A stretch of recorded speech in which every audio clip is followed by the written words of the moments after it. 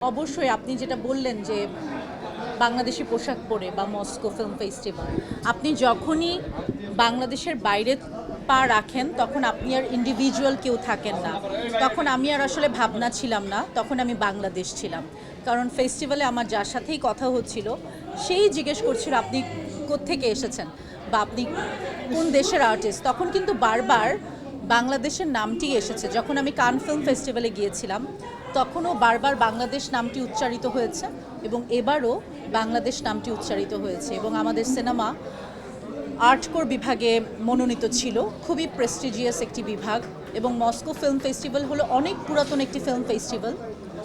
So খুব স্বাভাবিকভাবেই একজন শিল্পী হিসাবে আপনার কাজ যদি দেশের বাইরে থাকে তখন তো আপনি অবশ্যই অনেক সম্মানিত বোধ করবেন। আর এরকম বড় বড় প্ল্যাটফর্মে অবশ্যই আমি আমার দেশের কাপড়ই পরবো, আমি আমার দেশের সংস্কৃতিকেই তুলে ধরবো, এটাই খুব স্বাভাবিক। তো এবার তার জন্য আমি বেছেও নিয়েছিলাম বেনারসিকে, কারণ আমি মনে করি যে বেনারসি হলো আমাদের সবচেয়ে এক্সক্লুসিভ একটি বিষয়। যে জামদানি আসলে আমরা অনেক পড়ি এবং জামদানি আসলে আমরা সবাই পড়ি, কিন্তু বেনারসিকে আমরা যাতে হারিয়ে না ফেলি। এবং বেনারসি শুধুমাত্র যে বিয়েতেই আমরা পরবো তা না, আমি প্রথম দিন পরেছি একটি গাউন, গোল্ডেন গাউন। সো আমি চাই যে বেনারসি দিয়ে বহু ধরনের কাজ হোক, তার জন্য আমি পরেছিলাম গোল্ডেন গাউন। এবং শেষের দিন ক্লোজিং সেরিমনিতে বা আমার প্রিমিয়ারে আমি পরেছিলাম একটি প্রিন্সেস গাউন বেনারসি দিয়ে বিভিন্ন ধরনের। আর শেষের দিন তো সবুজ বেনারসি পরেছি, কারণ রেড কার্পেটের সবুজ বেনারসি আমার মনে হয়েছে, আমার মাথায় ছিল জাতীয় পতাকা আমার এবং আমার ডিজাইনারের। সো চেষ্টা করেছি দেশকে রিপ্রেজেন্ট করতে। বাংলাদেশের শহর এবং মস্কো শহরের মধ্যে পার্থক্য কি দেখলেন? পার্থক্য বাংলাদেশ আমার শহর, এটা তো সবচেয়ে বড় পার্থক্য। আর পার্থক্য হলো মস্কোতে অনেক ঠান্ডা, ভয়ঙ্কর ঠান্ডা, যেটা আমরা কখনোই মানে বাংলাদেশে আমরা জীবনেও এত ঠান্ডা পাই নাই। তো আমার তো হাত পা কাঁপাকাঁপির অবস্থা ছিল, আমার হাত একদম পুরো অন্যরকম হয়ে যাচ্ছিল, মানে এত ঠান্ডা, খুবই ঠান্ডা। এটা সবচেয়ে বড় পার্থক্য।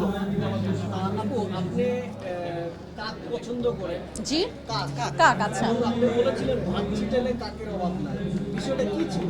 না, আমি এটা বলিনি, আমি বলেছি এই কথাটা মিথ্যা। আচ্ছা, যদি একটু বলেন কোনটা? মানে ভাত ছিটালে মানে আপু পূর্বাদ তো এটাই আছে যে ভাত ছিটালে কাকের অভাব হয় না, কিন্তু আপনি যখন পূর্বাদটাকে মিথ্যে বললেন, এটার কোনো বিশেষ কোনো কারণ অবশ্যই আছে। হ্যাঁ। সেই কারণটা আসলে কি ছিল? আচ্ছা, কারণটা হচ্ছে কি, আমি আপনার প্রশ্নেই উত্তর আছে। আপনি বললেন কাককে আমি ভালোবাসি, তো আমি যে পাখিটাকে ভালোবাসি সেই পাখিটাকে নিয়ে এই ধরনের মন্তব্য আমার শুনতে ভালো লাগে না। আমি চাই কাক পাখিকে সবাই আদর করুক, সম্মান করুক এবং কাক যাতে ডাস্টবিনের খাবার না খেতে হয়, এটা হচ্ছে আমার ইচ্ছা। যে টিয়া পাখিকে আমরা যেরকম জাস্ট বিকজ অফ সে দেখতে সুন্দর তার জন্য আমরা টিয়া পাখিকে খুব সুন্দর বলি, এবং কাককে আমরা অসুন্দর বলি কারণ সে কালো। সেখানেই আমার সমস্যা, যে মানুষকে এই যে দেখে যে বিচার করে ফেলা, সেখানেই আমাদের সমস্যা। আপু, কাক নিয়ে আমার একটা প্রশ্ন। জি। আপনি জানেন কাক রিকল করতে পারে যে কোনো স্মৃতি। সে যদি এক সপ্তাহ বা এক বছর পরে হয় যে তাকে আঘাত করেছে, সে রিভেঞ্জটা নেয়। কাকের এই ক্ষমতাটা আছে। আমাদের ভাবনা আপুর কি? সেই তো বুঝে শুনে আমার সাথে, হ্যাঁ, আমার রিভেঞ্জ কিন্তু আমার কাকরা নিবে। আচ্ছা আচ্ছা বলেন বলেন বলেন কি? চ্যানেলের আগে স্ক্রিনে হচ্ছে পাপকাহিনী 2, যেটা এই যে ওনাটা শেষ করি, কাকেরটা। হ্যাঁ, কি প্রশ্ন? বললাম ওই যে প্রশ্ন, কাক তো রিকল করতে পারে যে কোনো হ্যাঁ। কিছু মনে রাখে এবং তাকে যে হার্ট করেছে পরবর্তীতে সে সেটা ফেরত দেয়। আমাদের ভাবনাপুর মধ্যে এই গুণটা আছে কিনা, যে অনেকদিন পরে হলেও আমি প্রতিশোধটা নেব? প্রতিশোধ? না, আমি বিশ্বাস করি না যে আমি প্রতিশোধ নিব। আমি সেটা ছেড়ে দেই সৃষ্টিকর্তার কাছে এবং আমি ছেড়ে দেই নেচারের কাছে। এবং আমি বিশ্বাস করি যে আপনি যদি প্রতিশোধটা নিয়ে নেন তাহলে তো নেচার নিতে পারবে না। তো আপনি যেটা নেবেন খুব কম প্রতিশোধ হবে, আপনি নেচারের জন্য ছেড়ে দেন, সেটা ভয়ঙ্কর প্রতিশোধ হবে। আচ্ছা, আপনার ড্রয়িংয়ে আমরা দেখেছি কাকটাকে, কালো কাকটাকে আপনি প্রাধান্য দেন, কিন্তু সাদা কাক বলেও একটা বিষয় আছে। হ্যাঁ, আছে। আপনি কি সেটাকেও ভালোবাসেন? আমি পৃথিবীর সব কাককে ভালোবাসি এবং আপনারা দেখেছেন কিছুদিন আগে আমি যখন শ্রীলঙ্কায় ছিলাম, শ্রীলঙ্কার কাকরা আমার কাছে চলে আসছে। ওরা তো আর আমার বাসার কাক না। সো কেন আসছে আমি জানি না, বাট আমি চাই যে কাক কাক এই যে কাক কাক আপনারা করেন সব সময়, আমি চাই আপনারা ভালোবাসেন যাতে একটু কাককে, আপনাদের বারান্দায় যাতে আপনারা একটু খাবার দেন, একটু পানি দেন, এটা আমি চাই। কিন্তু ছোটবেলা থেকে কাকের প্রতি একটা ভীতি আছে, কেউ না কেউ ঠোকর খেয়েছে ছোটবেলায়, এবং হচ্ছে যখন একটা কাক মারা যায় অনেক কাক থাকে ওদিক দিয়ে ছোট মানুষ যেতে পারে না, ভয় পায় যে এত কাক কেন। আপনারও নিশ্চয়ই এই ধরনের স্মৃতি আছে, কিন্তু তারপরও কাকের প্রতি আপনার যে ভালো লাগা বা এই যে আবেগ, এটার উৎপত্তিটা আসলে কেন, কোথায়, কখন, কীভাবে? ভালোবাসার উৎপত্তি তো বলা যায় না। এটা এটা আমি আসলে ঠিক কোন দিন আমি কাকের প্রেমে পড়লাম সেটা আমি বলতে পারবো না। তবে আমি যেটা বলি সবসময়, আমি পুরান ঢাকায় বড় হয়েছি এবং পুরান ঢাকায় অনেক কাক, এবং আমাদের ঢাকা শহরে আমরা প্রথম পাখি কি দেখেছি? আমরা তো কাকই দেখি। আমাদের শহরে তো আমরা টিয়া পাখি অহরহ দেখি না, বা আমরা অন্য ধরনের পাখি তো আমরা দেখি না। তো খুব স্বাভাবিকভাবেই আমি যখন কাক প্রথম দেখেছি, তো আমার প্রথম পাখি দেখা হলো কাক পাখি। তো প্রথম যে পাখি দেখেছি সেই পাখির প্রেমেই পড়েছি, এবং সেই পাখির প্রেমেই এখনও আছি এবং সারা জীবন থাকবো। এবং কাককে নিয়ে আমি কথা বলেই যাব, ছবি এঁকেই যাব। সেটা শুধুমাত্র আমাদের দেশে না, দেশের বাইরেও আমি আমার কাককে রিপ্রেজেন্ট করেছি। কান ফিল্ম ফেস্টিভ্যালে আরও রিপ্রেজেন্ট করবো। একটু শেষ করে দিচ্ছি কাকের বিষয়। কোকিল ডিম পারে কাকের বাসায়, কাক সেটা যত্ন করে লালন পালন করে, ধরা হয় কাক অনেক বোকা। ভাবনা পছন্দ হচ্ছে কাক। ভাবনা কি এই ধরনের কিনা যে অন্য সম্পদ সে কাকের মতোই যত্ন করে বড় বসে আছে, যেটা তার না? এরকম না, তবে কাকের অনেক আচরণের সাথে আমার মিলে যায়। আমাকে যদি কেউ এক গ্লাস পানিও খাওয়ায়, আমি তাকে মনে রাখার চেষ্টা করি।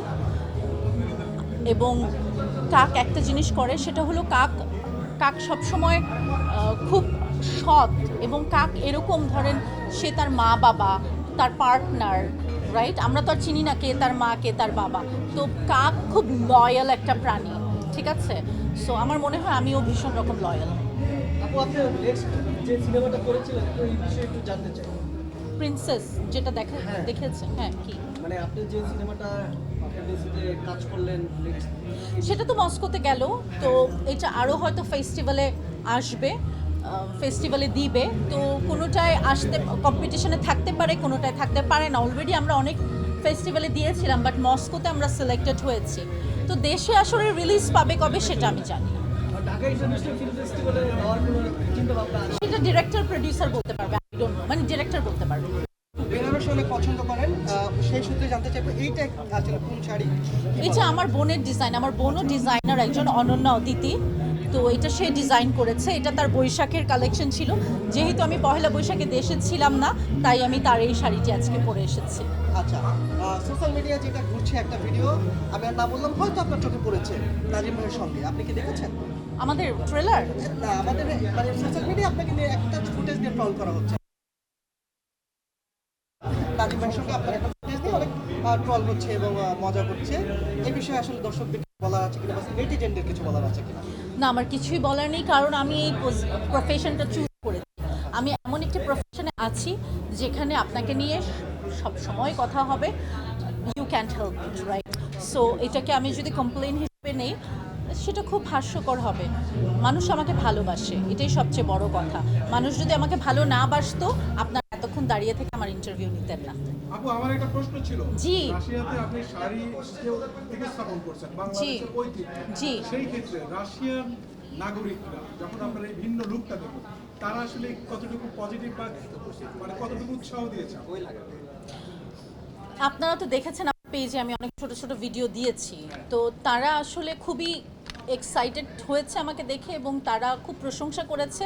আর তারা সবসময় যারা নিজেদের কালচারকে তুলে ধরে, নিজেদের কালচারের কাপড় চোপড় পরে, সেটা নিয়ে তারা জানতে চায়, তারা প্রশংসা করে, এবং অবশ্যই অনেক প্রশংসা করেছে। আপু, আমরা দেখেছি রাশিয়ার গণমাধ্যমে আপনি ইন্টারভিউ দিচ্ছেন, তারা আসলে আপনাকে কোন কোন প্রশ্ন জিজ্ঞেস করেছে? তারা তো প্রথমত যেটা আমি বললাম, যে তারা তো আমার ড্রেস নিয়ে জিজ্ঞেস করেছে, যে শাড়ি আছে, এটা কি ড্রেস, এরকম এই ধরনের। তারপর তো আমার ক্যারেক্টার নিয়ে জিজ্ঞেস করেছে, এবং আমি যে ক্যারেক্টারটি করেছি প্রিন্সেস ক্যারেক্টার, সেটা নিয়ে জিজ্ঞেস করেছে। এবং ওই সিনেমাতে আমি অনেক মোটা, ঠিক আছে, আরও 11 কেজি বেশি, তো সেটা নিয়ে জিজ্ঞেস করেছে। এরকম নানান কিছু, ফিল্মস, মি মাইসেলফ, এসব। আপু, আমার লাস্ট প্রশ্ন আমার দিক দিয়ে, কাকের দুটো গুণ কি লাস্ট কাকে যেটা আপনি ভালোবাসেন, দুটো গুণ বলবেন? কাকের গুণ, কাকের প্রথম গুণ হচ্ছে কাক আমাকে অনেক ভালোবাসে, এটা হচ্ছে কাক আমাকে অনেক ভালোবাসে। আর আরেকটা গুণ হচ্ছে যে কাক অনেক নিঃস্বার্থপর একটা প্রাণী, এবং কাক অনেক লয়াল, যেটা আমি একটু আগে বলছিলাম। সো কাক আপনাকে মনে রাখবে। আপনি যদি একটু পানি খাওয়ান, সে আপনাকে মনে রাখবে আর কি। আচ্ছা, ভালো। আমার একটা ফানি প্রশ্ন আছে, জি জি। সেটা হচ্ছে কাক কে বলে ডাকলে আপনি মাইন্ড করেন আমি মাইন্ড করি, ভীষণ মাইন্ড করি। জি থ্যাংক ভীষণ ইউ মাইন্ড থ্যাংক করি। You thank you.